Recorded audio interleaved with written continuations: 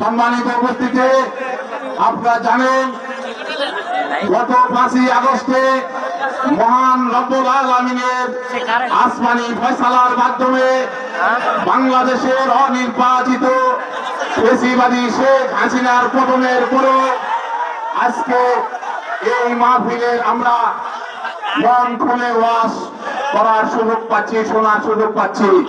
আমাদের যারা নেতৃবৃন্দ আছে অবশ্যই তাদেরকে সালাম বিনিময়ের জন্য 2-1 মিনিট একটু সুযোগ দেবেন তো আপনারা। আমরা তো আপনাদের এলাকার সন্তান, ওয়াজ তো আমরাও শুনবো। প্রিয় ভাইয়েরা আমার, আমি দোয়া চাই, আপনারা আমার জন্য দোয়া করবেন, আমি যাতে আপনাদের পাশে থেকে জনগণের সেবা করতে পারি, দেশ ও জাতির সেবা করতে পারি, এই আশা প্রত্যাশা রেখে আমি আমার বক্তব্য শেষ করছি। আপনাদের কাছে দোয়া চাইছে। আমাদের আজকের এই অনুষ্ঠানের বরেণ্য অতিথি পানি উন্নয়ন বোর্ডের আপনার আরিফুল ইসলাম সাগর, উনি 10,000 টাকা দিয়েছেন, উনি দোয়া চাইছে। আমাদের আরেক নেতা সাধারণপুর উপজেলা বিএনপির সম্মানিত সভাপতি, গতকালকে উনি প্রধান অতিথি ছিলেন, ঢাকায় সাংগঠনিক কাজে থাকার জন্য উনি গতকাল আসতে পারেননি। উনি আজকে আপনাদের কাছে সালাম পৌঁছাছে এবং দোয়া চাইছে।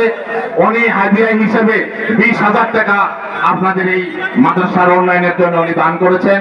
আল্লাহ পাক তার দান কবুল করুক, দানে মালে তাক বরকত দিক।